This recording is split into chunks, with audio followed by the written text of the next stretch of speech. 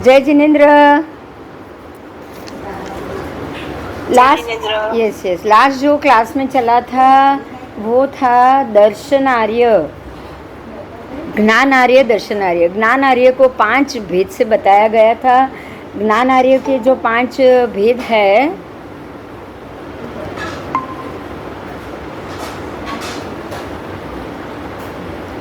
ज्ञान आर्य के जो 5 भेद है उसकी चर्चा करेंगे। अभिनिबोधिक ज्ञान, सबसे पहले उसके 5 भेद है, क्योंकि ज्ञान के 5 भेद है, मालूम है ना ये तो? हाँ, तो जैसे ज्ञान के 5 भेद है बराबर, मति ज्ञान, श्रुत ज्ञान। तो जो मति ज्ञान है उसी का ही ये दूसरा जो नाम दिया है वो है अभिनिबोधिक ज्ञान। एक मिनट। अभिनिबोधिक ज्ञान का दूसरा नाम है हमारा मति ज्ञान। मति ज्ञान मतलब हमें अपने आप बुद्धि से कुछ न कुछ उत्पन्न हो, ऐसे ज्ञान।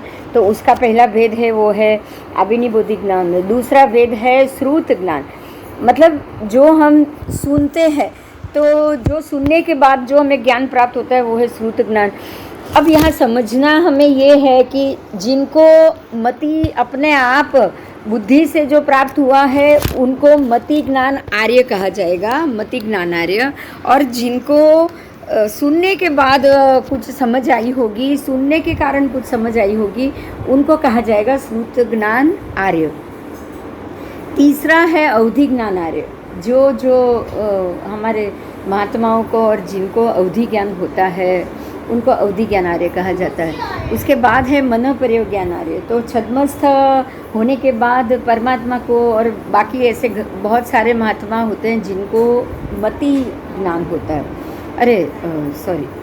मन प्रयोग ज्ञान होता है। मन प्रयोग ज्ञान का मतलब ये है कि सामने वाले व्यक्ति के मनोभावों को जान लेना। तो वो ये जान सकते हैं कि सामने वाली व्यक्ति क्या सोच रही है, कैसे सोच रही है। उस हिसाब से उनको समझ में आ जाता है कि हमें ये स्थान में रहना चाहिए या नहीं रहना चाहिए। तो ये है मन प्रयोग ज्ञान आर्य।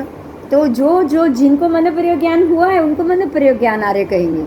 उसके बाद है केवल ज्ञान आर्य, ये 5वां आर्य है। तो जो केवल ज्ञानी घूम रहे हैं, विचर रहे हैं, उनकी आयु बाकी है, उनका अभी तक निर्वाण होने का समय नहीं आया है, उनका अभी तक मोक्ष जाने का समय नहीं आया है, तब तक जैसे कि महावीर स्वामी कम से कम 16 साल उनको ज्ञान होने के बाद तो बहुत सारे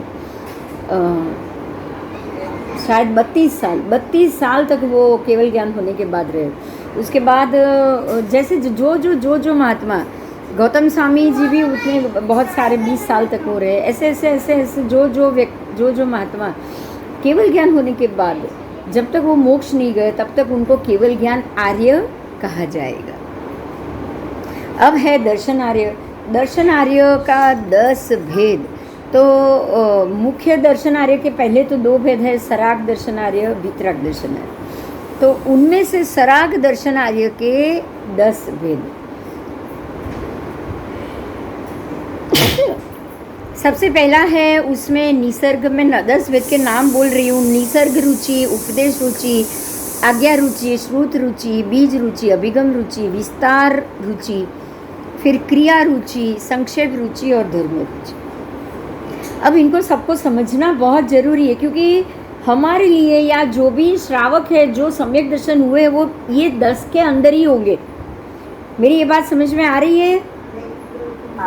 हम जैसे श्रावक हो या हम जैसे जो भी जीव हो जिनको जाति स्मरण ज्ञान हुआ है, अब जाति स्मरण ज्ञान तो बिना सम्यक दर्शन तो होगा नहीं।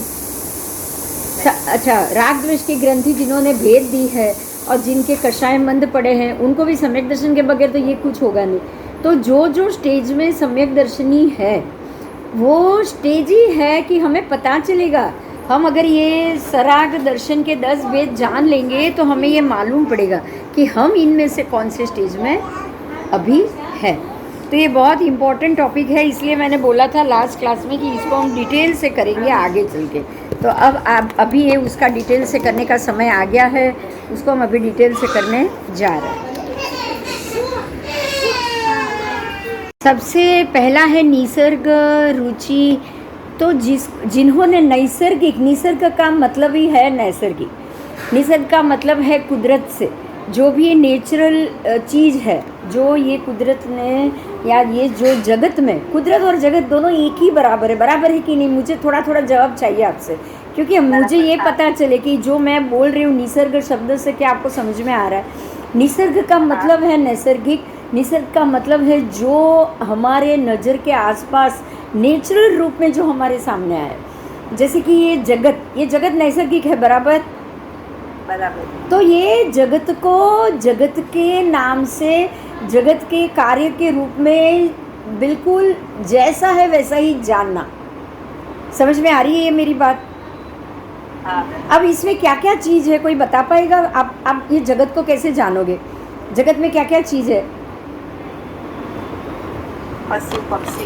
पशु पक्षी, उसको क्या बोलोगे आप? पशु पक्षी सब कौन सी कैटेगरी में आएंगे? मनुष्य, पशु, पक्षी सबके सब एक ही कैटेगरी में आएंगे। किसमें? जीव, बराबर, परफेक्ट। जीव क्यों? क्योंकि ये जीवंत चीज है। अब जीवंत चीज को क्या क्या चाहिए? हाँ, आहार तो चाहिए, पर सबसे पहले जीवंत आप बोलोगे किसे? चैतन्य नहीं, अजीव, पुद्गल। बगैर पुद्गल जीव रह पाएगा? नहीं। तो जीव अजीव दोनों आ गए। ये जगत में जीव है तो अजीव भी है और है, बराबर। तो जीव अजीव। अब उसके बाद अब जीव, हाँ, जीव अजीव के अंदर है तो पाप भी करेगा, पुण्य भी करेगा। ये नैसर्गिक क्रिया होगी ना उसकी, ये नेचुरल क्रिया होगी। अब जीव अजीव शरीर में रह के, जीव अपने अजीव के शरीर में रह के, पुद्गल के शरीर में रह के क्या क्या करेगा? पुण्य, पाप, उसके बाद आश्रव। अब नौ तत्व ही है और कुछ नहीं है। नौ तत्व ही ये षडात्मक जगत है। समझ में आ रहा है आपको? जो षडात्मक जगत है, जगत क्या है? ये नौ तत्व से भरा हुआ है। नौ तत्व क्या है? तो जीव अजीव के बगैर रहेगा नहीं, तो जीव अजीव दोनों आ गए। अब जीव अजीव के शरीर में है, कर्म से युक्त है, तो पुण्य पाप किए बगैर रहेगा नहीं। सही या गलत बताओ? सही। जीव अब पुण्य भी करेगा, पाप भी करेगा, क्योंकि वो शरीर के अंदर है। अब कर्म से बंधा हुआ है तो आश्रव भी करेगा, और अगर कर्म से छूटना चाहेगा कोई तो संवर भी करेगा, बराबर ना? तो ये सारा स्वाभाविक रूप से, ध्यान देना, स्वाभाविक रूप से अपनी बुद्धि से सत्य जानना। आपको जानने की इच्छा हो रही है ना कि भाई ये नैसर्ग क्या है, जीव क्या है, अजीव क्या है, पुण्य क्या है, पाप क्या है, पाप को भी छोड़ना है तो पुण्य को भी क्यों छोड़ना, इसका मन हो रहा है ना जानने का। तो ये जानने का मन हो ना जिसको, उसी को आप कहोगे निसर्ग दर्शन आर्य। समझ में आया? देखिए, दर्शन का मतलब ही है सम्यक दर्शन। दर्शन का मतलब ही है समकित। दर्शन का मतलब ही है समकित। ये समझ में आ रहा है? सम्यक तो कब आएगा? जब दर्शन आएगा। दर्शन क्या है? दर्शन 10 भेद से, तो निसर्ग दर्शन है। निसर्ग दर्शन क्या है? तो कुदरत को कुदरत के रूप में जानो, सत्य के रूप में जानो। सत्य के रूप में क्या? तो जीव, जैसे कि जीव तो मेरी अंदर की आत्मा जीव, अजीव तो वो जो शरीर में बैठा है वो अजीव। अब पुण्य क्या है? तो अब शरीर में रह के आत्मा अपने पुराने कर्म और नए कर्म को इकट्ठा करके जो अच्छे अच्छे कार्य करेगा और उसके कर्म बांधेगा, वो पुण्य, बराबर। अब ये पाप क्या है? तो जीव अंदर शरीर में अजीव में रह के अपने पुराने कर्मों को इकट्ठा करके उसमें भी अपनी बुद्धि लगा के, और खास करके क्रोध, मान, माया, लोभ आदि जो संज्ञाएं हैं वो संज्ञाओं का उपयोग करेगा, ओग संज्ञा का उपयोग करेगा, विशिष्ट विशेष बुद्धि का उपयोग करेगा, और क्रूर कर्म करे या किसी के कर्म को बढ़ाए या किसी को दुख देने वाला कार्य करे, तो ये क्या हुआ? पाप कर्म हुआ। तो ये एक सामान्य समझ है कि ये मेरे बुद्धि के कारण हो रहा है, ये मेरे इच्छा के कारण हो रहा है, क्योंकि मन जब तक बुद्धि का संपर्क नहीं करेगा, मन जब तक इंद्रिय का संपर्क नहीं करेगा, मन जब तक पुरानी हमारी जो संज्ञाएं हैं, क्रोध, मन का संबंध जब पुराना क्रोध जागे और मन का संबंध हो तो ही डबल गुस्सा आएगा ना, बताओ। नहीं तो हमको गुस्सा नहीं आएगा। अब गुस्सा करना है हमको पता ही नहीं है, लेकिन अंदर जो संज्ञा भरी है कि भाई कोई चीज़ नहीं देगा तो छीन के ले लो, तो अब मन करेगा कि अब कोई मुझे नहीं दे रहा है तो मारो और ले लो, करेगा कि नहीं करेगा मन, बताओ। करेगा। तो ये क्यों हुआ? अंदर क्रोध संज्ञा पड़ी थी इसीलिए ना। हाँ, तो ये सारी चीज़ों को समझना कि भाई क्रोध संज्ञा है, जागेगी, लेकिन मुझे किसी से कोई चीज़ नहीं दे रहा है तो या तो मैं शांति से लूँ, नहीं तो मैं छोड़ दूँ, जाने दूँ, लेकिन मैं क्रोध नहीं करूँगा। अगर आप ऐसा मन से सोचोगे तो ही ये नैसर्ग दर्शन आर्य में आप ठीक पाओगे, नहीं तो क्या ठीक पाओगे, बताओ। नहीं ठीक नहीं पाओ। कुदरत से जो कर्म खड़ा होना है वो खड़ा होना ही है, लेकिन आपको सम्यक दर्शन रोकेगा, वो बताएगा कि यहाँ पाप बंध रहा है, आपको पाप नहीं बांधना है, आप शांत हो जाओ। ऐसा कौन बोलेगा? सम्यक दर्शन। कौन बोलेगा? सम्यक दर्शन। और ये दर्शन ही आपको रोकेगा। तो नैसर्ग दर्शन का मतलब कि आपको ये 10 के 10 दर्शन को जानना है, तब आएगा हमको सम्यक दर्शन के पहले, दूसरे, तीसरे, चौथे, पांचवे ऐसे भेद आएगा। लेकिन 10 दर्शन में ये निसर्ग दर्शन क्या है? तो ये सारे नैसर्गिक परिबलों का दर्शन करना, ये नैसर्गिक परिबलों को जानना। समझ में आया? जीव, अजीव, पुण्य, पाप, आश्रव, संवर, उसके बाद बंध, मोक्ष, निर्जरा, ये सबको जानना। निर्जरा, बंध और मोक्ष, ये सबको जानना। ये जानना ही हो गया आपका निसर्ग दर्शन। ठीक है? निसर्ग रुचि, उसकी इच्छा होना कि मैं ये जानूं। अब आगे जाएंगे हम। ये जाना और उस पर श्रद्धा करी, और श्रद्धा करने के बाद आप अपने नैसर्गिक कर्मों को घटाना शुरू करो। उसके बाद आओ कि उपदेश रुचि, बराबर। उपदेश रुचि। अब उपदेश रुचि क्या हुआ? तो कि जिन्होंने ये उपदेश दिया, क्या उपदेश दिया? तो जिन उपदेश, समझ में आ रहा है? परमात्मा ने जो उपदेश दिया है वो उपदेश आप तक अगर किसी ने पहुंचाया, या तो परमात्मा के थ्रू आपने डायरेक्ट सुना, अब भगवान तो है नहीं, तो भगवान के आगम से कोई तो ये उपदेश हम तक पहुंचाएगा ना। हाँ, तो जो ये उपदेश, जिन उपदिष्ट, मतलब जिन परमात्मा की बताई हुई बातें, द्रव्य, क्षेत्र, काल, भाव, 4 भाव है ना। परमात्मा ने क्या बताया? द्रव्य से, क्षेत्र से, काल से, भाव से और गुण से भी बताया ना। तो ये जो परमात्मा के उपदिष्ट भाव है, द्रव्य, क्षेत्र, काल, भाव, उनको गुण की तरतमता के हिसाब से अगर जिन्होंने आपको समझाया है कि ये ऐसा ही है, ये द्रव्य, क्षेत्र, काल, भाव से षड द्रव्य ऐसे ही काम करेंगे, कर्म ऐसे ही लगेगा, अगर ये बात हमें समझ में आई हो तो भगवान ने जो बताया है ऐसा ही है, जो भगवान ने नहीं बताया है वो नहीं मानना है, ऐसी श्रद्धा होगी तो उसको आप क्या कहोगे, बताओ? सम्यक दर्शन। उपदेश रुचि क्या कहोगे? मैं अभी उपदेश रुचि नेक्स्ट पे आ रही हूँ। देखिए उपदेश क्या है? परमात्मा की बताई हुई 4 भाव, द्रव्य, क्षेत्र, काल, भाव, चारों 4 जो परमात्मा ने जो 4 रास्ते से हमें एक कोई भी हर एक चीज़ को समझाया है। हमने जाना, ये तिथि को जाना, द्रव्य से तिथि, क्षेत्र से तिथि, काल से तिथि, भाव से तिथि। इसी तरह से प्रत्येक पदार्थ को ये 4 भावों से जानना है, और ये जानने के बाद उसको ठीक तरह से समझ के, उसको हे उपादेय समझ के क्या छोड़ना है, क्या करना है, ये उपदेश हमको परमात्मा से मिला, परमात्मा से आगम में आया, आगम से गुरु भगवान से मिला, गुरु भगवान से कोई शिक्षक टीचर से हमें ये मिला है। तो इस उपदेश को मानना और उस पर श्रद्धा करना, विश्वास करना, जिसका नाम है उपदेश रुचि। समझ में आई ये बात?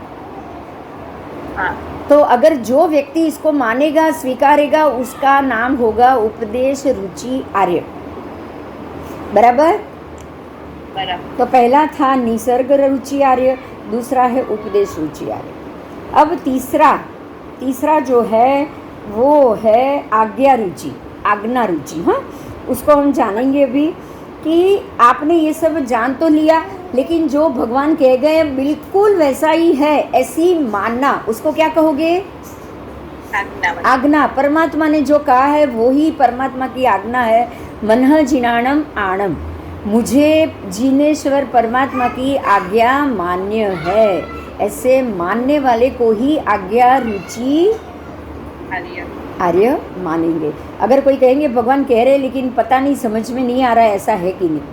हमको नहीं समझ में आ रहा है। अभी कोई केवली भगवान तो है नहीं, तत्व को तत्व कैसे माने? तत्व तो भगवान ने बोल दिया, लेकिन क्या समझ में आना चाहिए ना? ऐसा अगर कोई सोचेगा तो क्या वो ये आज्ञा रुचि में आएगा? नहीं आएगा। वो आज्ञा रुचि में नहीं आएगा। क्यों? क्योंकि उसको परमात्मा की आज्ञा पे श्रद्धा ही नहीं है। भगवान कह के गए हैं कि भाई पृथ्वी हवा में नहीं है, पृथ्वी जमीन पे है, पृथ्वी घूमती नहीं है। पूरा जम्बू द्वीप, अड़ी द्वीप और पूरा का पूरा असंख्य द्वीप समुद्र मिलके ये तिर्यक लोक बना है। हम सोचेंगे, हम बोलेंगे यार ये खाली 6 खंड के अलावा तो कुछ दिखता ही नहीं है। तो क्या ये बात सच है? नहीं, भगवान ने कहा है आज दिखाई नहीं दे रहा है, इसलिए ये मान भी लिया ना कि ये पृथ्वी अलग है। ऐसा बताओ। ऐसे ऐसे हमारे जो पढ़ने की बात में लोक प्रकाश और वो सब में या बहुत सारे में आ गया ये पृथ्वी भरत क्षेत्र, वो भरत क्षेत्र नहीं है। ऐसा क्यों आया? परमात्मा की बात पे श्रद्धा कम हुई तभी ना। हाँ, तो क्या अभी हमें वो आर्य में रहना चाहिए कि जो परमात्मा की बात को आना है धम्मो करके उसका पालन करे? क्या हमें आज्ञा रुचि में आना चाहिए? आना चाहिए। आना ही चाहिए, आना ही चाहिए। भगवान जो कह गए वो सच्चे है। आज हम नहीं समझ में पा रहे वो अलग बात, हमारी बुद्धि नहीं है उतनी, वो अलग बात। अगर कोई केवली होता है भगवंत, केवली भगवंत होता है आज और बहुत सारी बातें सच बता देता तो आप मानते कि नहीं मानते? मानते मानते। आज अगर आपके हाथ में मैप है तो आप मान रहे हो ना कि ये दुनिया, ये दुनिया, ये दुनिया। आज गूगल मैप आ गया तो वो जगह को मान रहे हो, बराबर? क्या गूगल मैप नहीं होता या नक्शा नहीं होता तो क्या वो जगह नहीं थी? नहीं थी, जगह तो थी। जगह तो थी, लेकिन हमारे पास कोई प्रूफ नहीं था। क्या प्रूफ जरूरी होता है हर बात के लिए? ये बताओ। नहीं होता है, नहीं होता है। ऐसे तो हमारे लिए भी प्रूफ है, हम मानेंगे ही नहीं कि भी मेरा शरीर और आत्मा अलग है। अब जब मरेंगे, शरीर से आत्मा बाहर निकलेगा, तब तो आपको खुद को ही मालूम पड़ जाएगा कि शरीर नीचे पड़ा और मैं बाहर आ गया हूँ। होगा कि नहीं होगा? बताओ।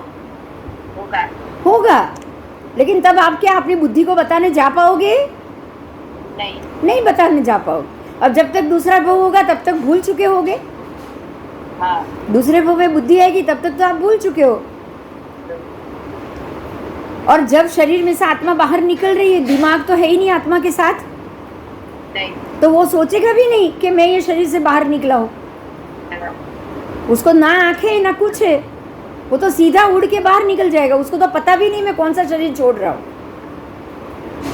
कोई फायदा है? बताओ। नहीं। तो पहले ही मान लो, बाद में तो कुछ नहीं होगा।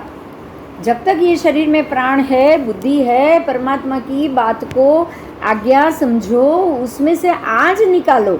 अगर कोई प्रूफ चाहिए तो आज लो, बाद में तो कोई मतलब ही नहीं है। आओ,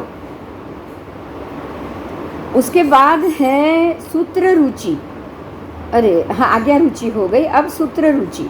सूत्र रुचि मतलब कि सूत्र का पाठ कर रहे हो आप, उसका अध्ययन कर रहे हो, करते करते अंग अथवा बाह्य श्रुत, अंग बाह्य श्रुत के द्वारा सम्यकत्व को अगर आप प्राप्त कर रहे हो तो उसको क्या बोलोगे? सूत्र रुचि। इससे भी संकेत प्राप्त होता है। आप पढ़ते जाओ, पढ़ते जाओ, सूत्र पढ़ते जाओ, सूत्र का अर्थ करते जाओ। अपने आप पढ़ो समझो, पढ़ो समझो, अपने आप सम्यक दर्शन होगा। मैं आपको एक बात बहुत स्पष्ट बता दूं, मुझे आगम किसी ने नहीं पढ़ाया, मुझे ज्योतिष तक किसी ने नहीं पढ़ाया। ये पढ़ते पढ़ते पिछले जन्म में पढ़ाया होगा, ये जन्म की बात कर रही हूँ क्योंकि पिछले जन्म का तो मुझे याद नहीं होता है, बराबर? तो मुझे नहीं पता है। सूत्र पढ़ते पढ़ते पढ़ते पढ़ते मति श्रुत में पहले की बात पहले पढ़ाई होगी, वो अपने आप खुलती गई। अपने आप खुलती गई। तो इसको सूत्र रुचि संकित कहा जाएगा कि सूत्र पढ़ते पढ़ते आपको परमात्मा की बात पे भरोसा आ रहा है। आएगा ही आएगा, क्यों नहीं आएगा। आप इतना पढ़ रहे हो, अब तो लग रहा है ना अमिता कि पृथ्वी जमीन पे ही है, बताओ। हाँ अब तो लग रहा है, क्यों? सूत्र पढ़ते पढ़ते ही लगा ना। हाँ आगे की सारी बात आ गई आपको। देखो अमिता, आप सोचो, निसर्ग रुचि भी आ गई, गई। आ गई, उपदेश रुचि भी आ गई, हाँ आज्ञा रुचि भी आ गई। भगवान की बात आप सुन रहे हो, आगम ही पढ़ रहे हो। हाँ हाँ, तो अब श्रुत रुचि भी आ गई, क्योंकि सुनते ही आपको समझ में आ रहा है। आ रहा है कि नहीं आ रहा है? हाँ आ रहा है। जरूर। तो श्रुत के द्वारा आप सूत्र का अर्थ सुनो, जानो। तो श्रुत ज्ञान और मति ज्ञान, अभिनिबोधिक ज्ञान और श्रुत ज्ञान दोनों मिलके आपके अंदर एक सम्यक दर्शन उत्पन्न कर लेगा, और इसको सूत्र रुचि संकित कहा जाएगा, आर्य कहा जाएगा। ठीक है। हाँ हाँ, उसके बाद है बीज रुचि। अब बीज रुचि को समझना है। जीवादि तत्व के एक पद की रुचि के द्वारा आपको अनेक पद, एक पद पढ़ते पढ़ते आपको अनेक पद समझ में आ जाना। आप एक पद पढ़ रहे हो, जैसे कि एक पद में अभी आपने ये देखा कि निसर्ग रुचि एक पद पढ़ा, फिर ज्ञान रुचि अपने आप समझ में आया धीरे धीरे।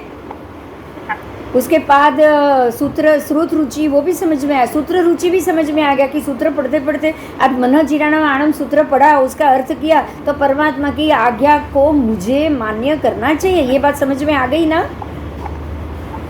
आ गई। नव तत्व करते करते धीरे धीरे सारी बातें, जीव अजीव कैसे अलग होते हैं, क्या होते हैं, वो भी समझ में आ गया। तो हर एक चीज को आपको पढ़ते पढ़ते आगे चलते चलते समझ में आ जाए, तो उसका रूट क्या था? रूट एक ही चीज थी, बराबर।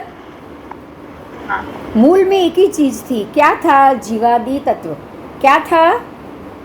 जीवादि तत्व। जीवादि तत्व, जीव अजीव, ये सारे नौ तत्व है। जीवादि तत्व मतलब जीव अजीव।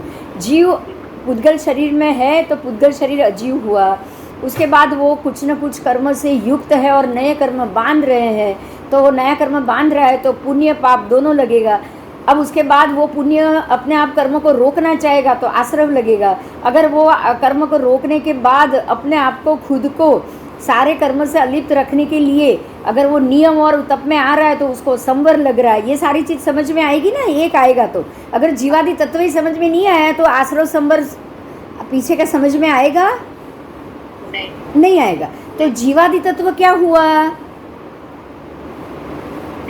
बीज हो गया।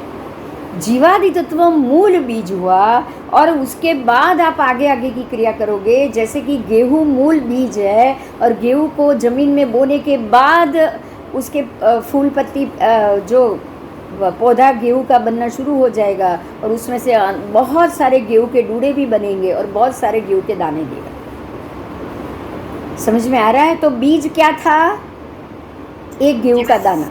यहाँ बीज क्या है? यहाँ बीज है संसार, संसार को जानना, जीवादि नौ तत्व। समझ में आ रहा है?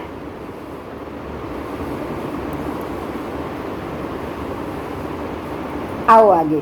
तो जीवादि नौ तत्व के एक पद की रुचि के द्वारा अनेक पद के बारे में आप जानो, और उसकी सम्यक दृष्टिकोण से अनेक पद को जान के, सम्यक दृष्टिकोण से जीवादि तत्व के एक पद से आप अनेक पद को जान पाओ। इस दर्शन को आप बीज रुचि कहोगे। और ये पानी में तेल बिंदु कैसे प्रसरता है मालूम है? पानी में एक तेल का टीपा डालो, क्या वो एक जगह रहेगा?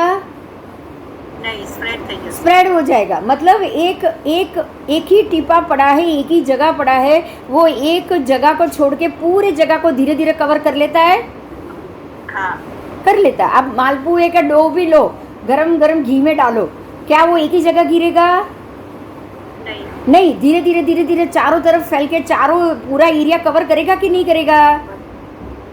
ऐसे ही बीज ऐसा ही होता है। जीवादि तत्व का एक पद धीरे धीरे धीरे धीरे आसपास के अनेक पद को मिश्रित खोल करके आपको जानकारी दे देगा। इसको बीज रुचि सम्यक दर्शन वाले आर्य कहे जाएंगे। समझ में आ गया? हाँ आओ, अब उसके बाद है अभिगम रुचि। ध्यान देना, अभिगम रुचि।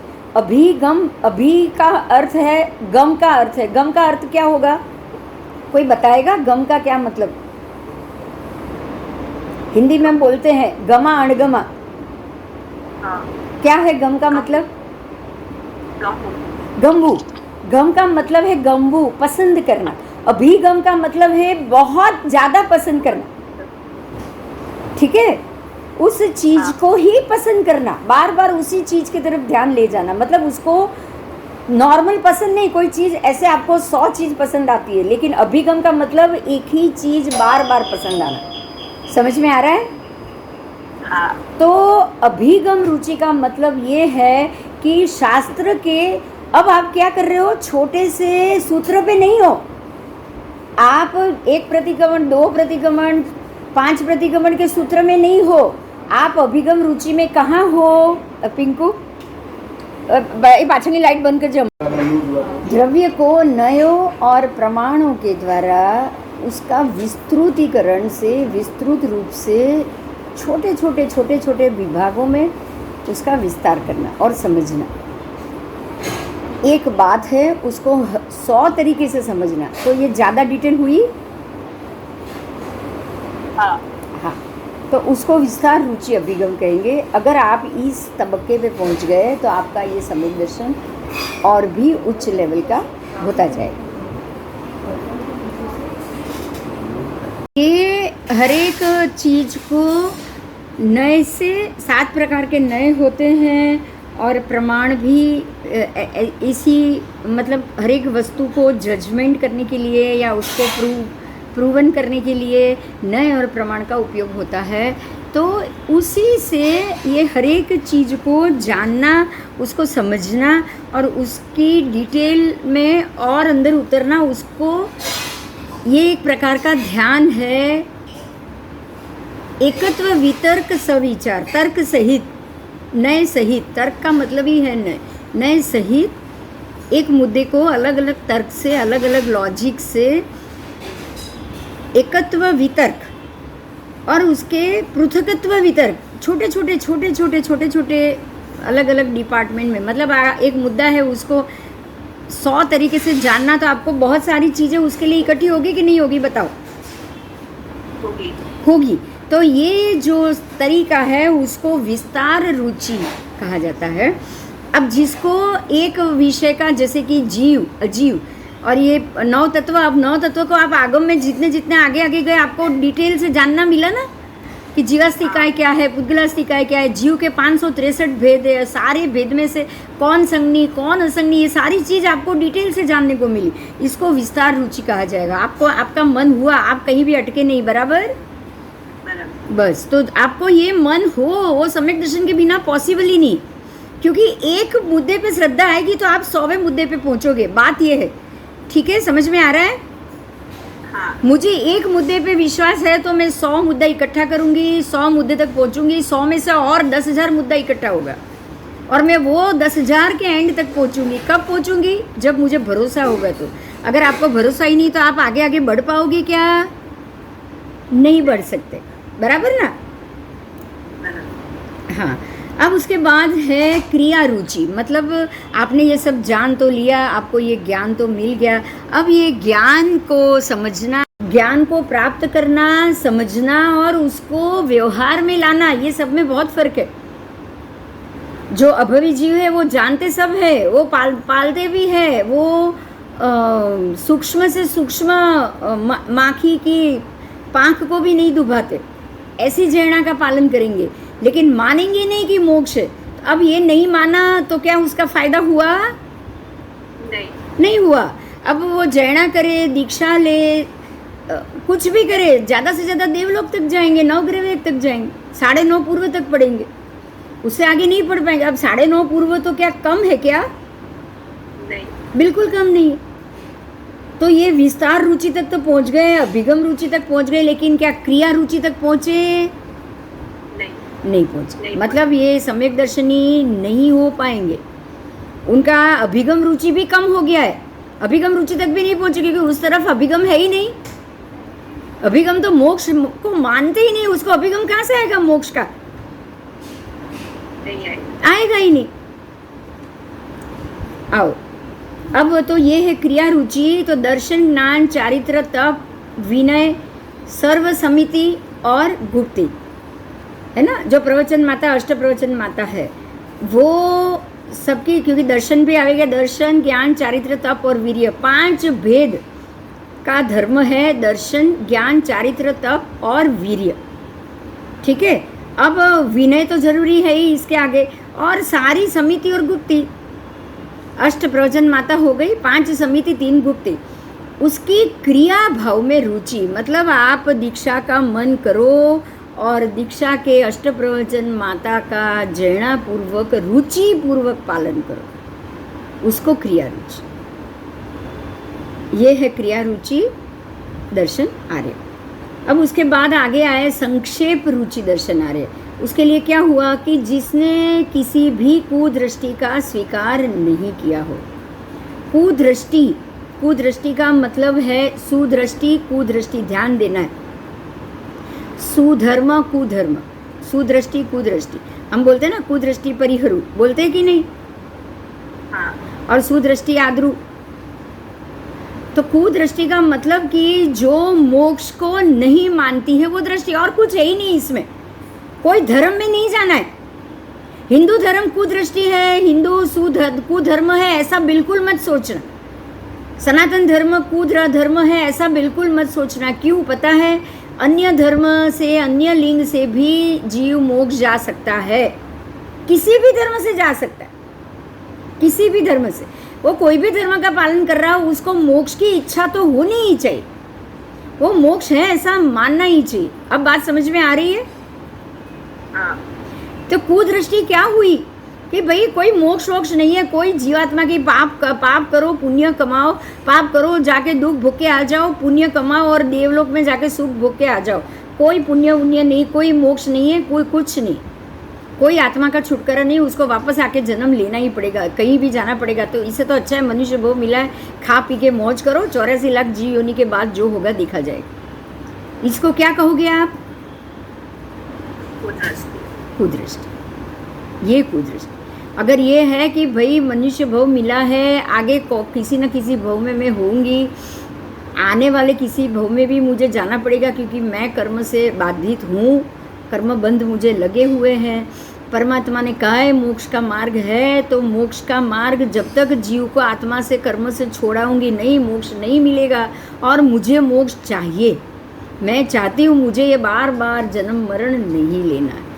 इसको क्या कहोगे आप? सुदृष्टि। ठीक है, तो जो कुदृष्टि का जिन्होंने स्वीकार किया ही नहीं है, मतलब जो सुदृष्टि को मान रहा है, जो मोक्ष को मान रहा है, जो जैन प्रवचन अविशारद है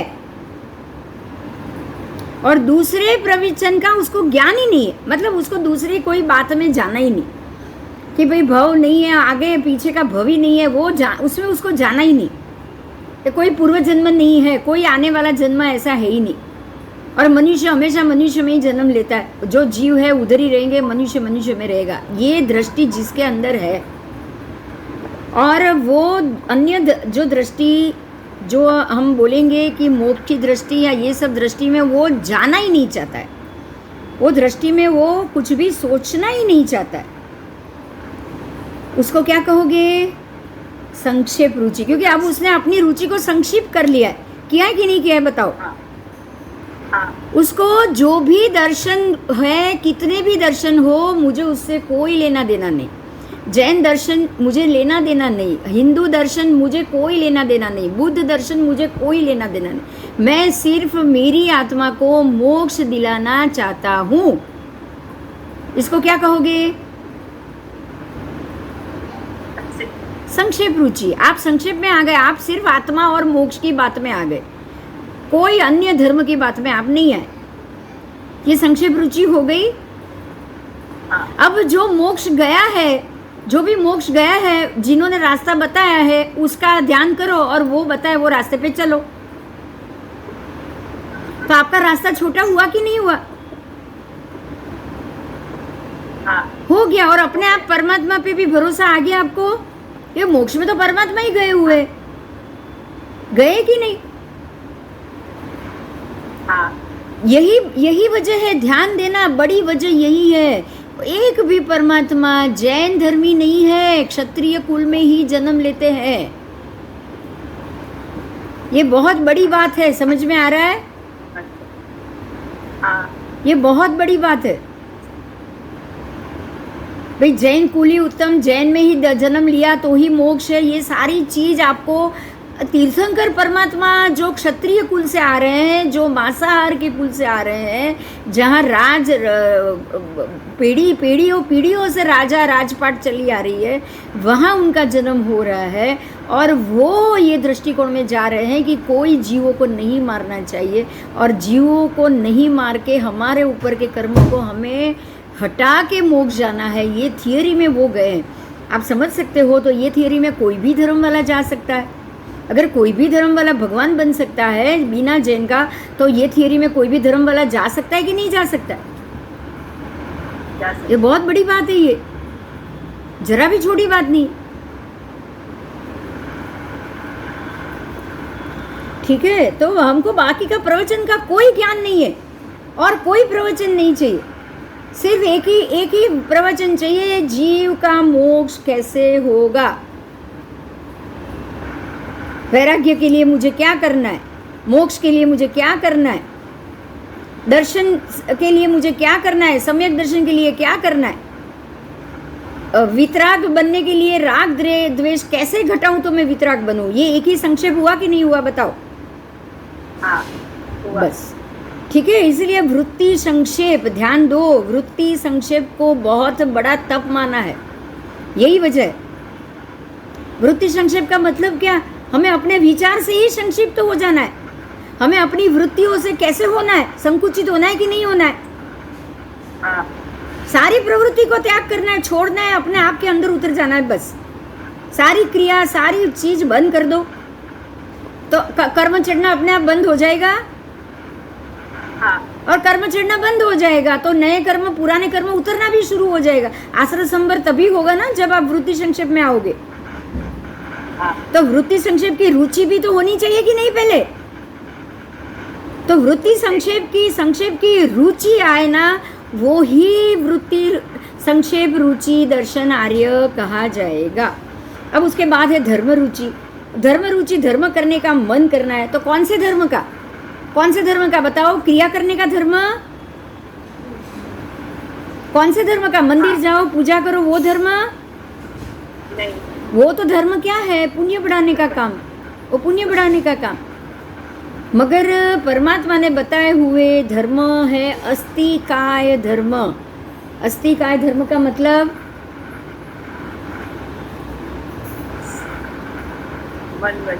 पुद्गलास्तिकाय, फिर धर्मास्तिकाय, अधर्मास्तिकाय, आकाशास्तिकाय को समझना।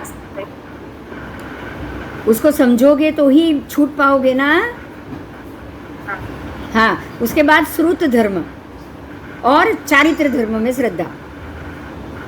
श्रुत धर्म तो आना है, श्रुत धर्म के बगैर तो ज्ञान मिलेगा नहीं हमको। ज्ञान रुचि में श्रुत धर्म चाहिए कि नहीं? चाहिए। बिना सुने तो ज्ञान मिलेगा नहीं जल्दी। और चारित्र धर्म, चारित्र धर्म मतलब जो जाना, जो समझा, उसी का ही पालन करना, वही चारित्र धर्म होगा ना। हाँ, वही चारित्र धर्म होगा। तो ये जो तीन है, अस्ति परमात्मा ने बताए हुए अस्तिकाय धर्म, श्रुत धर्म और चारित्र धर्म, जो इसके ऊपर रुचि करेगा वो ही धर्म रुचि है, वो ही धर्म रुचि। बराबर? आगे सम्यक, एक मिनट। हाँ, सराग दर्शन में क्रिया रुचि धर्म रुचि, आपके 10 के 10 भेद हो गए। दर्शन आर्य के 10 भेद हो गए। आज्ञा रुचि, निसर्ग रुचि, उपदेश रुचि, आज्ञा रुचि, श्रुत रुचि, बीज रुचि, अभिगम रुचि, विस्तार रुचि, क्रिया रुचि, संक्षेप रुचि और धर्म रुचि। आपके 10 के 10 दर्शन आर्य के भेद खत्म हो गए। अब अगर आपको ये 10 सराग दर्शन के भेद के ऊपर अगर आपको श्रद्धा है तो अब आपको क्या मिलेगा? परमार्थ संस्तव सुदृष्ट परमार्थ सेवा व्यापन्न कुदर्शन वर्जना और सम्यकत्व की श्रद्धा। बोलो, ये 5 चीज मिलेगी कि नहीं मिलेगी? मिलेगी। परमार्थ संस्तव मतलब कि जो परम अर्थ देने वाला है उसकी स्तवना। परम अर्थ क्या देगा? ये सारा 10 जो धर्म रुचि, दर्शन आर्य, फिर निसर्ग रुचि आर्य, ये जो आपने देखा वो सारे के ऊपर जैसे आप वो उसको मानने और उस पर श्रद्धा करने लग जाओगे, अपने आप परमार्थ होगा। होगा। स्वार्थ नहीं होगा ना, उससे तो परमार्थ ही होगा। और उसके बाद सुदृष्ट परमार्थ सेवा भी होगा, क्योंकि आप ऐसा बनोगे तो बाकी सबको भी वही बताने के और उसी तरफ जाने के लिए प्रेरणा भी करोगे। हाँ। तो सुदृष्ट परमार्थ सेवा मतलब आपको देख के कोई इस परमार्थ में लगे तो ये भी उनके लिए सेवा हुई, और आप खुद किसी और को देखकर परमार्थ में लगे। आपने वितराग परमात्मा को देखा, जाना कि वो ऐसे ही मोक्ष गए, फिर उनके बाद आप सिद्ध भगवंतों को जाना कि वो भी ऐसे दीक्षा लेके मोक्ष गए, फिर आप आचार्य भगवंतों को देखोगे कि ये भी अपनी क्रिया अष्टप्रवचन माता सर्व समिति गुप्ती को क्रिया भाव से छोड़ के और सम्यक ज्ञान ये 10 के 10 सराग दर्शन की रुचि लेके मोक्ष की तरफ जा रहे हैं। तो ये क्या हुआ आपके लिए? सुदृष्ट परमार्थ सेवा हुई। हाँ। हुई।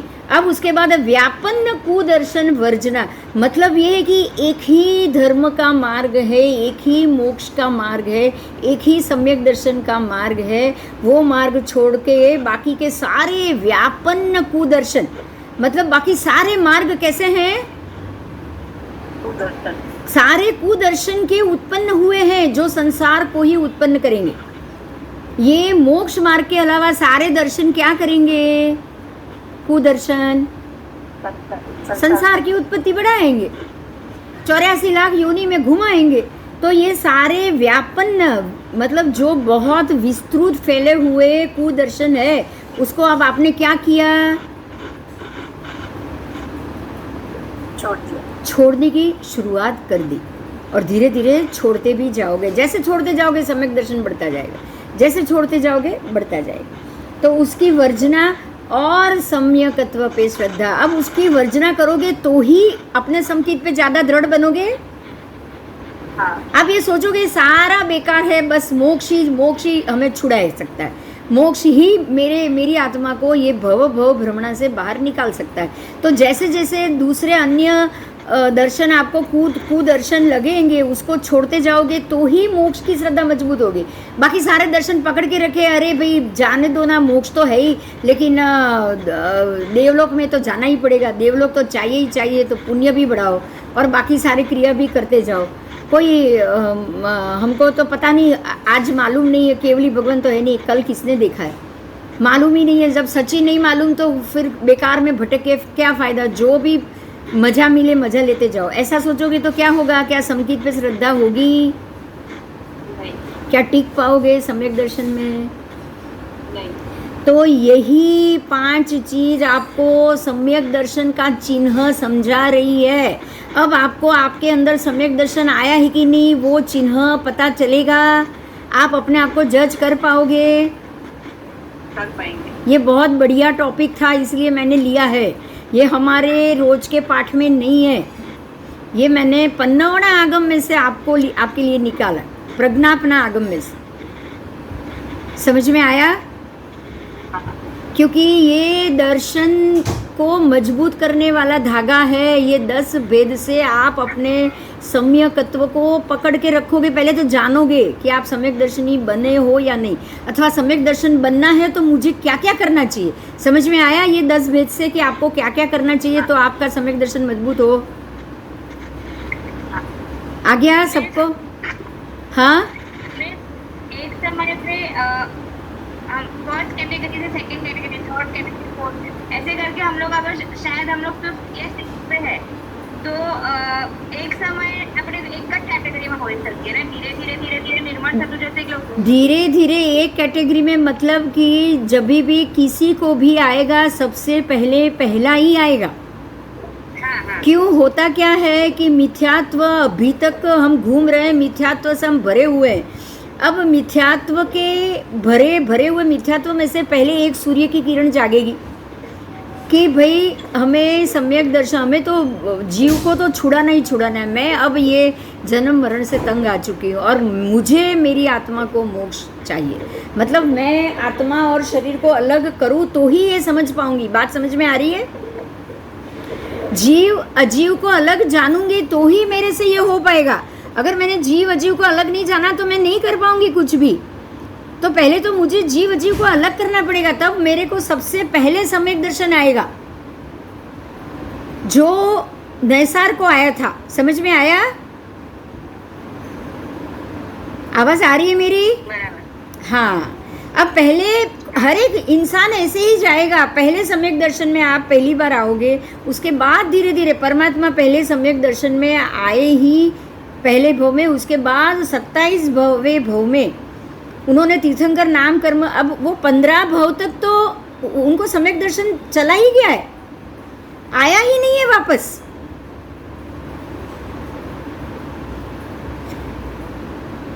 મિસ આવાજ ક્લિયર? હવે આવે છે विश्वभूति अणगार के भव में उनको सम्यक दर्शन नहीं था। बराबर બરાબર बराबर। तब उन्होंने तब किया, चारित्र भी लिया, दीक्षा भी ली, और तब भी किया। तब भी मांस खमन के पानी से मांस खमन 11 लाख जितने तब मांस खमन किए, तो तब तो बहुत किया।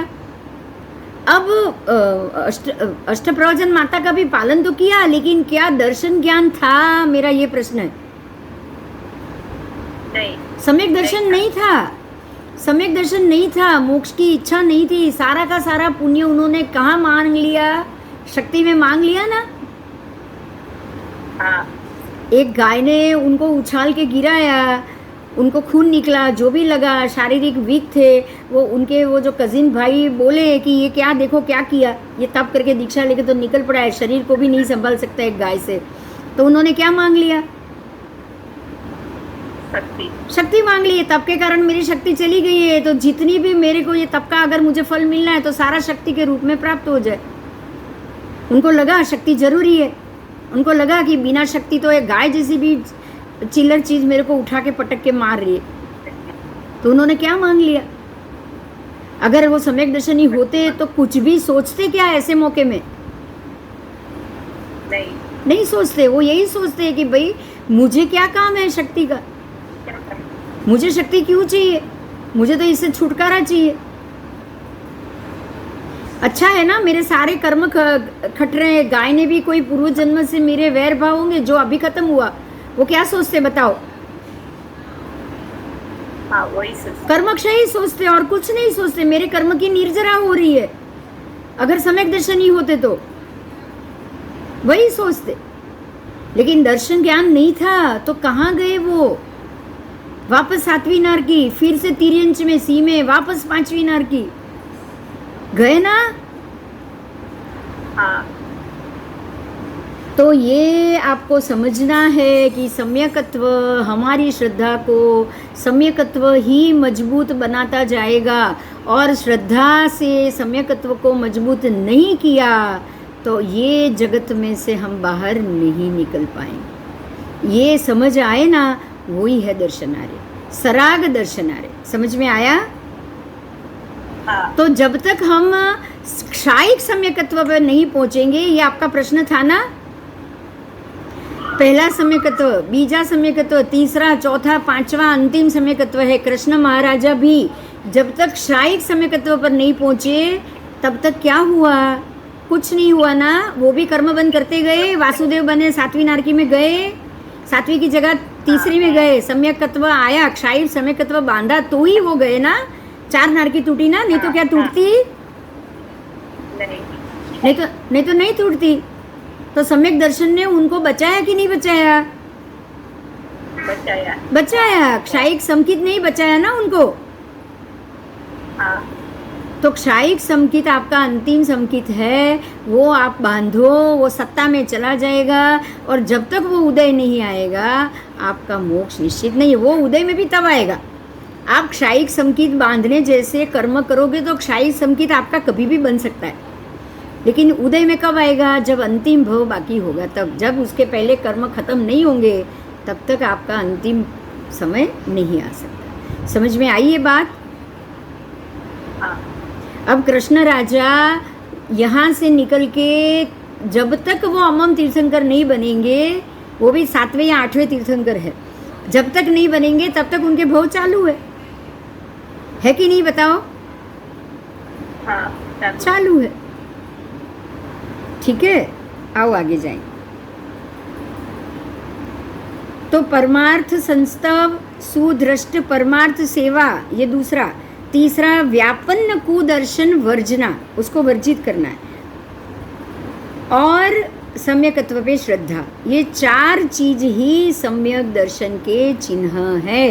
अगर ये 4 चीज आ गई तो आप समझ लो कि आपके अंदर सम्यक दर्शन है। आपको मुझे कुछ नहीं चाहिए, मुझे कोई धर्म ऐसा नहीं, ये धर्म अच्छा, ये धर्म बढ़िया। हर एक धर्म में कोई ना कोई गुण है, क्योंकि हर एक धर्म आपको मोक्ष तो दिलाएगा ही दिलाए। मोक्ष जाने के लिए सारे धर्म से रास्ते मिलेंगे, लेकिन मुझे आत्मा को मोक्ष ही करना है, ये मेरा धर्म।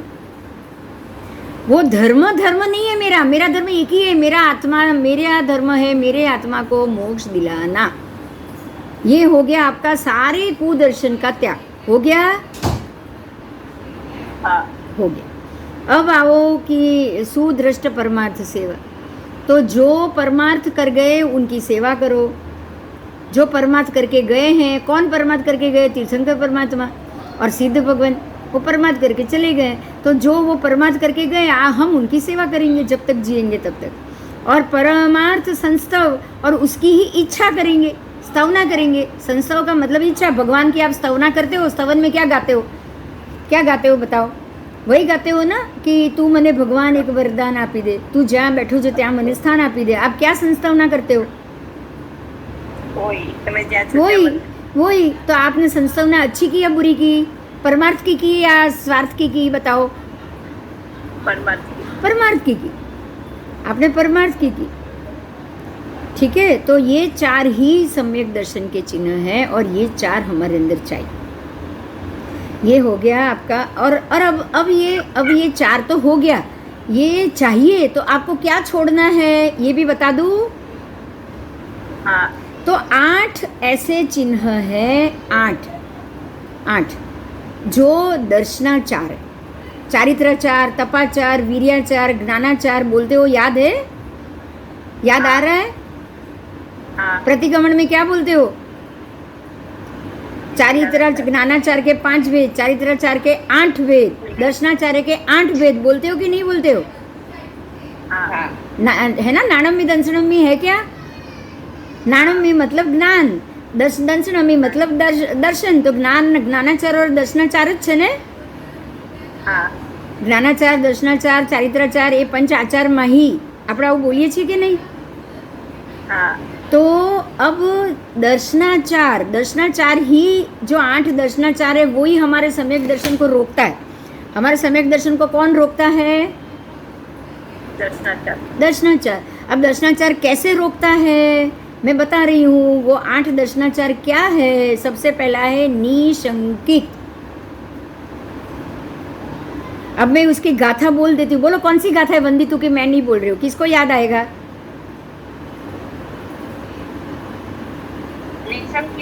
निसंकीय, निकंकीय, निवृत्तिगिच्छा, अमूढ़दिठीय, है ना? ये जो गाथा है वो 8 दर्शनाचार्य की गाथा है। निशंकित मतलब निसंकीय, किसी भी बात में शंका करना, बार बार शंका करना। परमात्मा ने जो बोला है उस पर शंका। परमात्मा ने कह तो दिया है लेकिन पता नहीं ये सच होगा कि नहीं, उसको क्या कहोगे आप? शंका, निसंकीय। फिर निसंकीय, निकंकीय। निकंकीय का मतलब है आकांक्षा, इच्छा, आकांक्षा। अब हमारी सारी इच्छा फिर से एक बार समझा रही हूँ, ये नए हैं, पहचान हम बाद में करेंगे, लेकिन एक बात, ये नए हैं इसलिए मैं फिर से ये बात बोल रही हूँ। मन जब पांचों इंद्रिय से इकट्ठी होगी तब बुद्धि आएगी ना। अगर मन किसी चीज को देखेगा तो ही वो लेने की इच्छा करेगा, बराबर? बराबर। फिर आप उससे चखोगे तो और मन करेगा खाने का, करेगा कि नहीं? अच्छी कैडबरी है, और किलो मंगाओ। चखी तो मन हुआ ना। हाँ। फिर उसको स्मेल की, अरे इसमें से तो नारंगी की स्मेल आ रही, मौसम्बी की स्मेल आ रही, ये वो लिंट जैसी कैडबरी है, वैसी कैडबरी। तो अब आप क्या करोगे? और लालायित होगे। हाँ, अब फिर आंखों से देखोगे, ये कलर भी अच्छा है, ये पैकिंग भी अच्छा है, ये बिगड़ी हुई तो नहीं है, नहीं एकदम फ्रेश है। आंखें बताएगी ना ये सब। और दिमाग क्या बताएगा? उसको लेने के रास्ते बताएगा कि नहीं? बताएगा कि भी दूसरे से यहाँ सस्ती मिल रही है, किसी और को बोल देंगे तो वो फ्री में आ जाएगी इतनी, वो मेरे से पैसा भी नहीं लेगा। तो मैं अमेरिका में इसको बोल दूँ कि भाई तू जब भी किसी से साथ तेरे को जो भी भेजना है और कुछ मत भेजना, खाली ये कैडबरी भेजना, हम बोल देंगे ताकि वो पैसा भी नहीं लगे। ये सारा कौन सोचता है? दिमाग, बुद्धि। तो ये सारा क्यों हुआ? पहले वो कैडबरी देखी, मन हुआ तभी ना। अगर आप देखते नहीं, चखते नहीं, सूंघते नहीं, आंखों से देखते नहीं, स्मेल नहीं करते और बुद्धि नहीं लगाते कहाँ मिल रही है, कुछ नहीं सोचते, तो क्या आपका मन एक भी काम के लिए आगे बढ़ता? नहीं। तो मन क्यों बढ़ा? इंद्रिय के कारण क्यों बढ़ा? पहले बोलो क्यों बढ़ा? इंद्रियों के कारण। तो अगर आपको इंद्रियों को काबू में रखना है या मन को काबू में रखना है? आपको काबू में किसको करना है? पहले इंद्रिय। इंद्रिय तो छोड़ो, मन को करना है। इंद्रिय तो क्या है? इंद्रिय तो खाली बता रही है आपको चीज। इंद्रिय क्या है? खाली चीज बता रही है, वही ना। हाँ। इंद्रिय को क्यों काबू में करने की जरूरत है? वही अगर सामने कैडबरी पड़ी है, महात्मा आएगा, वो क्या करेगा? वो पूछेगा आपको, वो चखेगा? नहीं। अगर महात्मा आए सामने ही, कैडबरी 10 कैडबरी पड़ी हुई, महात्मा क्या करेंगे? उसको देखेंगे, चखेंगे क्या? एक टुकड़ा दो, चखना है मुझे। वो स्मेल करेंगे? नहीं। आंखों से देखेंगे कि ये क्या है, क्या डेट है, क्या है, फ्रेश है कि नहीं है, वो आंखों से देखकर सोचेंगे ऐसा? क्यों नहीं सोचेंगे? मन काबू में किया हुआ है, क्यों नहीं सोचेंगे? मन काबू में किया। अब क्या करना चाहिए? मन काबू में करना चाहिए या इंद्रिय को काबू में करना चाहिए? बताओ। आप ये सोचोगे मैं इसको देखूं ही नहीं तो उससे कोई नहीं होने वाला। अब जब भी देखोगे आपका मन ललायित हो जाएगा, जब भी देखोगे तब। लेकिन आप यही सोचो कि मुझे वृत्ति संक्षेप चाहिए, मुझे ये जो मिल रही है ना, मेरी जो ये अच्छी है वो बाहर की है, पता नहीं कब होगी, उसमें एग होगा कि नहीं। ये लोग तो कुछ भी डाल देते हैं, जिलेटिन डाल देते हैं, जिलेटिन में ये होता है। अगर आप ये सब सोचोगे तो आप क्या करोगे? अवॉइड करेंगे। अवॉइड करेंगे। तो अवॉइड कब किया? जब पता चले कि मुझे जीव नहीं चाहिए, तब किया ना। अच्छा, अवॉइड कर पाओ तब किया ना? पहले ये भी बता दो। चलो हाँ। समझो, अगर आप कर ही नहीं पाते तो खाली सोचने के नहीं खाना चाहिए, लेकिन खाते। अगर संजोग ऐसे आए, मान लो संजोग ऐसे आए, ये तो कैडबरी है, अगर कोई दवाई आ गई, विलायती दवाई आ गई, फॉरेन की ऐसी दवाई आ गई, आप डॉक्टर के यहाँ महात्मा की बात कर रही हो, महात्मा की बात चल रही है, ऐसे तो वो दवाई अवॉइड करेंगे। लेकिन किसी को बाईपास हो गया तो क्या करेंगे? वो लेंगे। क्यों लेंगे? संजोग चढ़े ऐसे तभी लेंगे ना। निमित्त बने हैं तो लेना पड़ा। अब उनके बाद तो उनको दवाई लेनी पड़ेगी लाइफ टाइम। तो क्या वो छोड़ देंगे? बाईपास भी नहीं कराए, दवा भी ना ले, कुछ ना करे, मरने के लिए ऐसे अपने आप को छोड़ दे क्या? नहीं। तो कभी कभी संजोग अनुसार हर एक चीज अगर आपको करनी पड़े तो वो करने के पीछे का आपका लॉजिक क्या होगा? कि मेरे कारण किसी को भी तकलीफ ना हो, यही लॉजिक होगा ना कि और कुछ होगा? क्या लॉजिक होगा? अगर अगर महात्मा ये सोचे भी मेरे बाईपास कराने से, दवाई खाने से अगर मेरी तबीयत अच्छी है तो दूसरे को मैं व्यावच ना कराऊं, तो ये अच्छी बात हुई कि नहीं हुई? परमार्थ हुआ कि नहीं?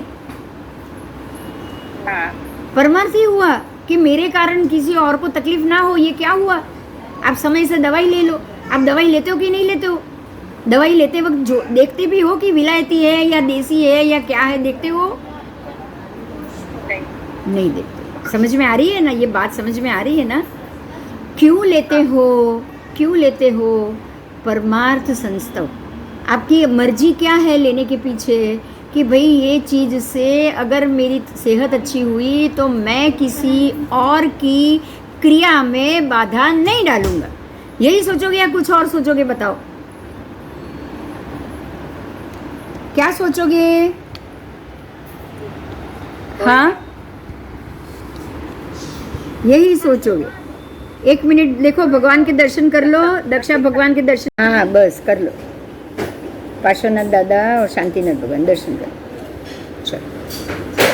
अपेक्षा ही हमारे इच्छा को जन्म देती है। इच्छा ही मन के लिए सबसे बड़ी दुश्मन है, याद रखना। आकांक्षा का मतलब इच्छा, किसी भी चीज़ की इच्छा, किसी भी चीज़ की इच्छा। आपको ये भी नहीं सोचना है कि आपको पता है, इसलिए पुण्य को भी हे बोला है, सोने की बेड़ी बोली। पुण्य बांधने के लिए भी नहीं सोचना। अपने आप बन जाए अलग बात, अपने आप बन जाए अलग बात, बांधने के लिए भी नहीं सोचना। ठीक है? तो आकांक्षा रहित, शंका रहित, ध्यान दो, पहली थी शंका रहित स्थिति। अगर शंका की तो दर्शनाचार लग गया, और अगर शंका नहीं है, शंका रहित हो तो शुद्ध सम्यक दर्शन मिलेगा। बात समझ में आ रही है ना मेरी? दूसरा है आकांक्षा रहित, इच्छा रहित, आकांक्षा रहित। सबसे बड़ा शत्रु हमारी इच्छा और आकांक्षा है। अब तीसरा है निर्विचिकित्सा, मतलब कोई भी कुछ भी हुआ तो चिकित्सा करने के लिए नहीं जाना है, किसी भी स्थिति को सुधारने नहीं जाना है। जो जैसे रूप में मिले उसको एक्सेप्ट करो।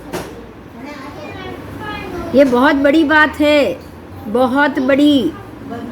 किसी भी चीज़ को बदलने जाओगे तो क्या होगा? चिकित्सा करने जाओगे क्या होगा?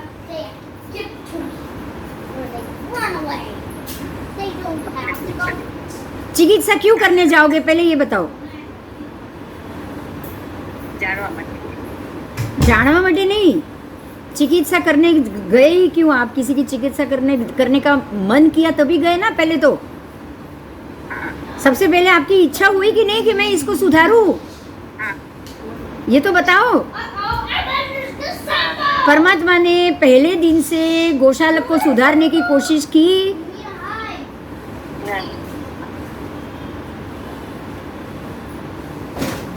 हर एक जीव अपने कर्मवश घूम रहा है, घूम रहा है, घूम रहा है। घूमने दो, देखो बस। पर क्या आप उसका इलाज करने जाओगे? और कहीं ये व्यक्ति, सामने वाली व्यक्ति अगर अति कर्म से लदी हुई है, उसकी दृष्टि में अभी तक सम्यक दर्शन नहीं है, तो वो क्या करेगी आप पे? क्या करेगी आपके साथ?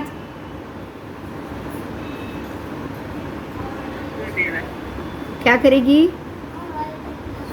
क्रूरता करेगी कि नहीं? वो ज्यादा क्रूरता। संगम देव ने क्या किया बताओ? चलो, ज्यादा कर्म बांधने का कारण भी तो इंद्र का, भगवान का वखाण करना हुआ ना। चलो, इससे मैं आपको एक बात समझाना चाहती हूँ। कभी भी ध्यान देना, मेरी एक बात को बहुत अच्छे से ध्यान देना। इंद्रदेव ने अगर परमात्मा का वखाण नहीं किया होता तो क्या संगम देव 20 उपसर्ग रात में देता? नहीं। बोलो, क्या इंद्र को परमात्मा का वखाण करना चाहिए था? नहीं। एक और बात मेरी ध्यान से सुनो। अगर इंद्र को परमात्मा का वखाण नहीं करना चाहिए तो क्या हमें, पति पत्नी अगर दो साथ बैठे हो तो उसमें पति को छोड़ के पत्नी का वखाण करना चाहिए?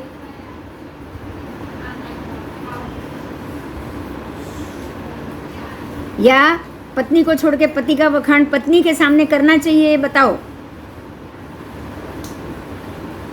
हाँ या ना? नहीं।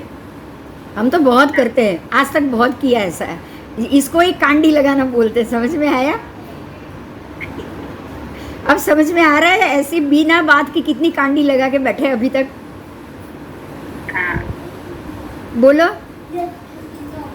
हाँ बोलो। अगर दो बहनें हैं, मैं फिर से और भी बोल रही हूँ, दो बहनें हैं, एक बहन के सामने दूसरी बहन का वखाण कितनी बार किया हमने? बहुत बार। हमारी खुद की दो बेटी है,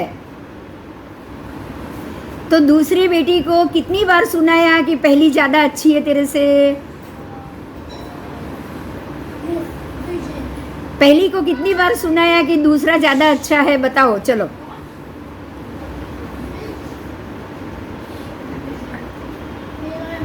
बहुत बार। समझ में आ रहा है? हाँ क्यों क्यों नहीं करना है? यही शब्द है, ये यहाँ पे यही शब्द है। हमें किसी की चिकित्सा करने नहीं जाना है। हम चिकित्सा करने गए, हम बार बार, दो बेटी है तो बड़ी को बड़ी अच्छी है, दूसरी सेकंड है वो ठीक नहीं है, तो हम बार बार सेकंड वाले को बोल रहे देख बड़ी से सीख, देख बड़ी से सीख। हम चिकित्सा ही करने गए ना। हाँ। क्यों? क्या मिला आपको चिकित्सा करके? बताओ चलो।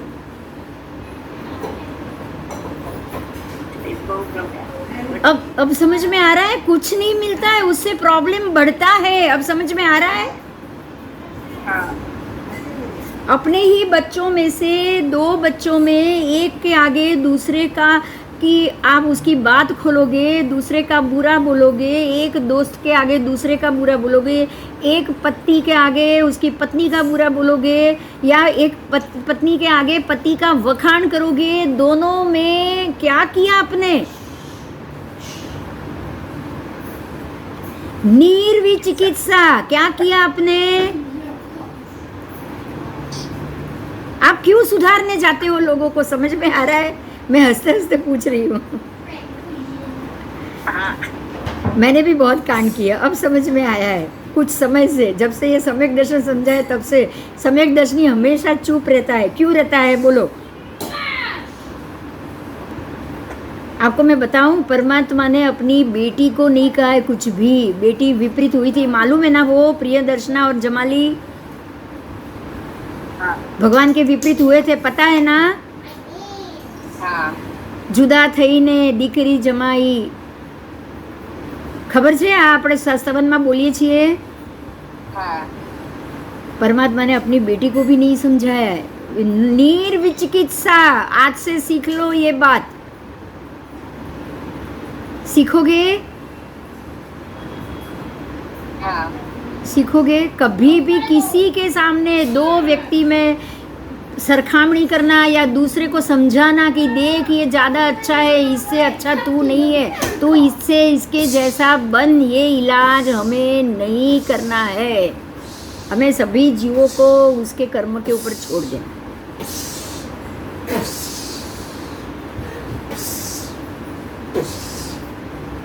समझ में आया? आया समझ में? ये बहुत बड़ा मुद्दा था। क्लियर हुआ? चलो उसके बाद है अमूढ़ दृष्टि। चौथा है अमूढ़ दृष्टि। अमूढ़ दृष्टि का मतलब है कि सब ठीक है, सब अच्छा है, जैसे जाना जाने दो, कोई फर्क नहीं पड़ता है। एक दिन ये नहीं किया, कोई फर्क नहीं पड़ता। एक दिन ये कर लिया, क्या बढ़ जाना है, कुछ नहीं होने वाला, ऐसा सोचना, इसको अमूढ़ दृष्टि कहते हैं। क्या कहते हैं इसको? अमूढ़ दृष्टि। अमूढ़ दृष्टि मतलब कि मुझे जैसे कि खास करके पढ़ना या पढ़ाई या कोई समझ में आ जाए, सम्यक दर्शन जैसी बात को हल्के में टाल लेना, उसको अमूढ़ दृष्टि कहोगे ना। पुनर्जन्म है ही नहीं, ठीक है नहीं है, क्या फर्क पड़ता है, और है ही नहीं, ऐसा कैसे मान लिया है, ऐसे कैसे मान लेंगे? आत्मा शरीर में, आत्मा अलग, ये अलग, सब मैं ही कर रहा हूँ, बोल भी मैं ही रहा हूँ, सब मैं कर रहा हूँ, तो आत्मा अलग है ही नहीं, ऐसा मान लेना। समझ में आया? आज का साइंस वही मानता है ना कि वो हार्ट ही चलाता है मशीन, अंदर आत्मा वात्मा जैसा कुछ है ही नहीं। अगर हार्ट बंद हो गया तो आदमी मर जाएगा, बस। अंदर कोई आत्मा है, बाहर निकल गया, ऐसा तो वो मानते ही नहीं है। मानते ही क्या? मानते हैं? इसको बोलेंगे अमूर्त दृष्टि। उसके बाद उपब्रूहणा। उपब्रूहणा मतलब कि कोई भी चीज को मैं ये सोच रही हूँ इस चीज को किसी और के ऊपर, जैसे हम बोले ना जबरदस्ती लादने से भी ये बात है कि मैं अच्छी हूँ, मैं अच्छा कर रही हूँ, उसको बढ़ा चढ़ा के बता के दूसरे की बात, सत्य का भी अवगणना करना, सत्य को भी गलत साबित कर देना। समझ में आ रही है? ये बात समझ में आ रही है? मेरी आवाज़ आ रही है सबको? किसी का जवाब नहीं आ रहा है? हाँ हाँ हाँ। तो सत्य को ढकने के लिए गलत चीज को मैं जो कर रही हूँ वही सही है, मुझे ये सही लग रहा है, इसके वो सही दिखाने के लिए, जैसे वकील करते हैं ना, ये पता है कि ये खूनी है तो भी उसको बचाते। बोलो उसको क्या कहोगे आप? कंप्लीटली जो है उसको गलत कर रहा है, बता रहे हो। ऐसा हुआ कि नहीं हुआ? ये एक तरीके से मिथ्यात्व है। तो मिथ्यात्व है तो ये सम्यकत्व क्या आचार हुआ कि नहीं हुआ? दर्शनाचार हुआ कि नहीं? ये सम्यक दर्शन के लिए दर्शनाचार है कि नहीं, बताओ? अब उसके बाद है स्थिरीकरण। स्थिरीकरण, अब ये स्थिरीकरण क्या है? तो किसी भी एक गलत बात को दिमाग में स्थिर कर लेना। हाँ, किसी भी एक गलत बात, गलत चीज को, गलत को दिमाग में स्थिर कर लेना। अब उसको आप दिमाग में स्थिर कैसे करोगे? जैसे कि संगम देव ये सोच के भगवान को परेशान करने के गया कि मैं मान ही नहीं सकता कि सामान्य मनुष्य का शरीर मजबूत होता है, मनुष्य का शरीर कभी भी मजबूत हो ही नहीं सकता। ये सोच के संगम देव आया तो उसने मनुष्य कभी भी मजबूत नहीं होते ये बात स्थिर कर ली, तभी वो आया ना। बताओ, नहीं तो वो नहीं आता। अच्छा, स्थिरीकरण में एक ये भी आता है, जो भी अभवी जीव सोचते हैं कि मोक्ष है ही नहीं, जीव अलग होता ही नहीं है, जीवात्मा और पुद्गल अलग है ही नहीं, तो ये जो नव तत्व है उसको तो वो मानेगा ही नहीं। क्यों नहीं मानेगा? क्योंकि वो स्थिरीकरण में है, उसने अपने आप को एक जगह पे स्थिर कर लिया है। किया है कि नहीं किया है? और स्थिरीकरण से एकत्व, पृथकत्व, वितर्क, विचार, ये ध्यान की, शुक्ल ध्यान की जो दो अवस्था है, एकत्व, वितर्क, सविचार, पृथकत्व, वितर्क, सविचार, ये कभी भी स्थिरीकरण में होता नहीं है। अब ये याद रखना, अगर आपने अपने दिमाग को स्थिरीकरण में ला दिया कि बस इतना ही है और यही सही है, कुएं के मेंढक बन गए, तो आपको ये ध्यान की, शुक्ल ध्यान की ये दो अवस्था कभी नहीं आएगी। और शुक्ल ध्यान की ये दो अवस्था नहीं आई तो क्या आपको केवल ज्ञान हो सकता है? बताओ, नहीं, हो ही नहीं सकता। आपको शुक्ल ध्यान हो ही नहीं सकता। ठीक है, तो स्थिरीकरण आपके सम्यकत्व के लिए शत्रु के बराबर है, शत्रु के बराबर है। दर्शनाचार का बड़ा आचार है स्थिरीकरण। उसके बाद है वात्सल्य। देखो, वात्सल्य का भी मना किया है। ये जो वात्सल्य है वो भी मनाई है। क्या मनाई है? करुणा रखना है, पर माध्यस्थ भावना वाली करुणा। आपको वात्सल्य होना चाहिए, कैसा होना चाहिए? राग होना चाहिए या माध्यस्थ भावना होनी चाहिए? ये बताओ। वात्सल्य के भी प्रकार है अलग अलग।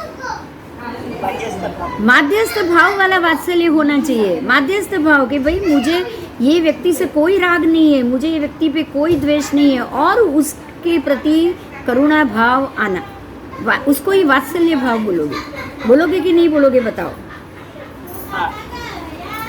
तो ये सारी चीज से क्या हो रहा है? देखो, निशंकित होने से सम्यक दर्शन आया। धीरे धीरे मैं आगे बढ़ रही हूँ। देखो पहले वापस फिर से शुरू करी हूँ। निशंका से क्या हुआ, शंकाशील नहीं हुए, आप बिल्कुल निशंक हो गए तो सम्यक दर्शन आया कि नहीं मोक्ष है ही। उसके बाद निकांक्षित मतलब कोई इच्छा नहीं, जो लगा है सारी मुझे कोई अपनी नई इच्छा नहीं करनी है, जो मिल जाए जैसी स्थिति मिल जाए चलेगा। तो क्या हुआ, अभी आकांक्षा रहित हुए। उसके बाद निर्विचिकित्सा, मुझे कोई चिकित्सा नहीं करनी है, मुझे किसी को सुधारने नहीं जाना है, मुझे कुछ भी नहीं चाहिए। मैं किसी भी स्थिति को सुधारने नहीं जाऊंगा। मतलब अगर दुख मिल रहा है भोगूंगा, वहां से भागूंगा नहीं। ये भी तो निर्विचिकित्सा हुआ कि नहीं? भगवान भाग सकते थे, भगवान बल बता सकते थे, कुछ नहीं किया उन्होंने, कोई इलाज नहीं किया। जो स्थिति सामने आए उसमें कोई इलाज मत करो, क्या होगा? कर्मक्षय, आपका कर्मक्षय और सम्यक दर्शन दृढ़। क्योंकि जो चीज निमित्त आया है वो आपके कर्मक्षय के लिए आया, आप उसमें इलाज करने जाओ, आप और 1.5 शाने बनो तो क्या होगा? कर्म तो बढ़े ही ना, वो तो खत्म नहीं हो, ऊपर से नया लग गया। लग गया। मैं ये सोचूं कि चलो भाई ये दो बहनें हैं तो दोनों बहनें को समझाने जाऊं कि भाई ये दोनों ऐसी है, ये ज़्यादा अच्छी है, ये ज़्यादा सुशील है, इससे सीख। तो क्या मैं ये इलाज करने गई थी? मुझे जाना चाहिए था? नहीं। हाँ बस ये ठीक है। तो निर्विचिकित्सा, मुझे किसी की को सुधारने नहीं जाना है। अमूढ़ दृष्टि, मुझे मूढ़ दृष्टि से बाहर आना है। मूढ़ता क्या है? मुझे किसी भी ज्ञान में डीप उतरना ही नहीं। कोई भगवान है कि नहीं पता, केवल ज्ञानी क्या कह गए नहीं पता, मुझे उससे कोई लेना देना नहीं। पुण्य बांधो ताकि ये भव में अच्छा सुख मिले और आने वाले भव में अच्छा सुख मिले। ये क्या हुआ? मूढ़ दृष्टि। और ये मूढ़ दृष्टि से मैं बाहर आऊँ, आने वाले भव की चिंता करूँ, ये भव में जो व्यक्ति मिले हैं उस सुख मिला है उसकी चिंता करूँ। भाई सुख में ज़्यादा अगर रह गई और ज़्यादा भोग, ज़्यादा मेरे पास 1 करोड़ रुपए पड़े हैं तो आराम से खाओ पियो, 1 महीना घूम के आओ, होटल में जाओ, आराम से खाओ पियो, मज़ा करो। पैसे पड़े ना, किसी के लिए रख के नहीं जाना है, ख़त्म करके मज़ा करके जाओ। ये क्या हुआ? ये मूढ़ दृष्टि है। यही मूढ़ दृष्टि। और मैं ये सोचूं कि भाई मुझे कहाँ कौन सा साथ में लेके जाना है, मैं क्यों इसको मौज मजा के पीछे खर्च करूं, मैं क्यों खर्च करूं? मुझे कुछ नहीं करना है। अगर पड़ा रहेगा जिसका होगा वो लेगा। मुझे इसमें से कोई ना पुण्य भी चाहिए ना पाप भी चाहिए, मुझे कुछ नहीं चाहिए। आप ये सोचोगे, आप क्या सोचोगे? आप ये नहीं सोचोगे कि भाई ये सारे धर्म कार्य में, सारे कार्य में उसको यूज़ करके जाओ। आप ये भी नहीं सोचो।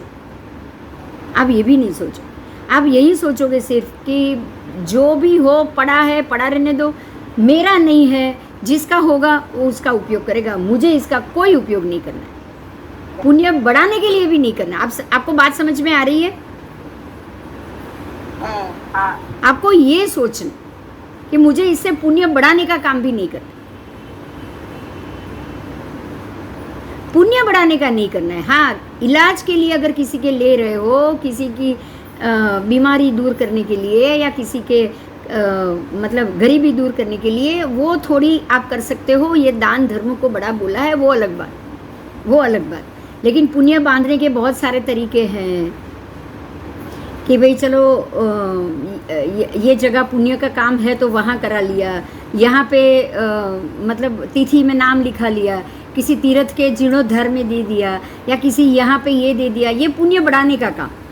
ये पुण्य बढ़ाने के काम में जो मोक्ष जाने वाला है वो बिल्कुल नहीं जाएगा।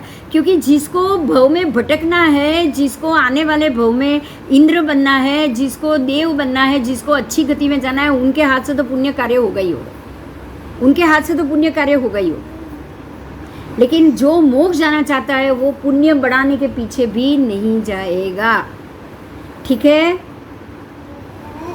उसके बाद उपब्रूहणा जो मैंने बताया, यही बात आती है कि किसी चीज़ को बड़ा चढ़ा के मेरे उपलक्ष्य में मेरे मेरे मेरे खिलाफ कोई बुरा ना बोले, इसलिए बात जो है वो ढके में कुछ और बताने जाऊं, बात को और बड़ा चढ़ा के बताने जाऊं, जो है भी नहीं उसको और डबल सच को छुपा के उसको बताने जाऊं, ये नहीं चलेगा। मुझे उससे बाहर आ जाना है, मुझे उससे बाहर आ जाना है और बिल्कुल नॉर्मल होके रहना है।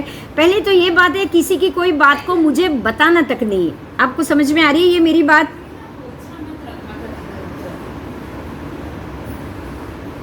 ये बात समझ में आ रही है? हमें किसी के भी गुण को भी डिस्क्लोज नहीं करना है, दुर्गुण को भी डिस्क्लोज नहीं करना।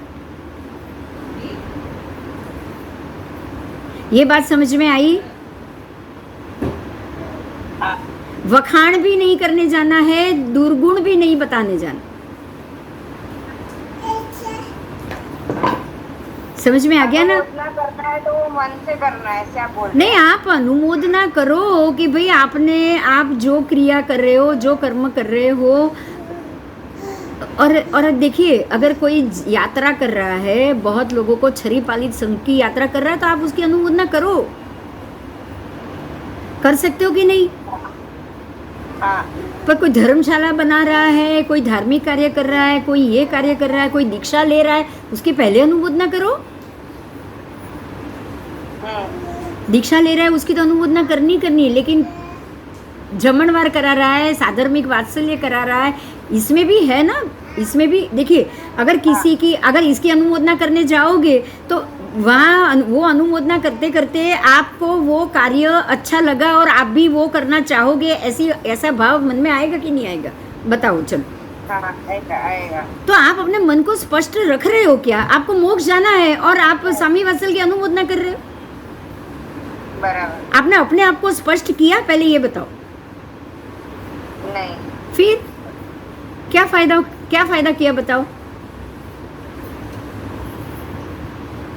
आपने अपने आप को स्पष्ट करना है कि भाई मैं चाहता हूं कि मुझे दूसरा भव नहीं चाहिए, मुझे ऐसा कोई पुण्य बंध नहीं ज़्यादा चाहिए जो मुझे भव भ्रमणा में घुमाए, मुझे सिर्फ मोक्ष चाहिए। और आप ये सारी चीज़ों को अनुमोदना करते जाओगे तो कैसे चलेगा बताओ?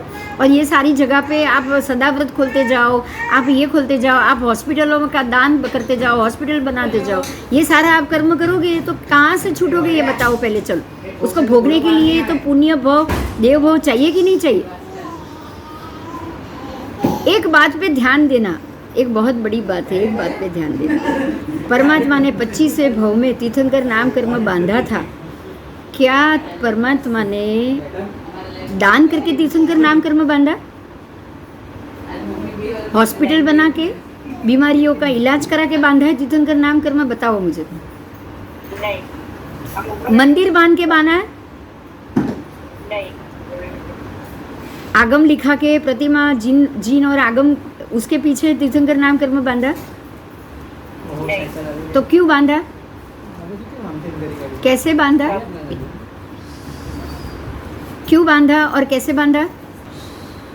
सभी जीव की करुणा करके बांधा। और कोई तरीका था?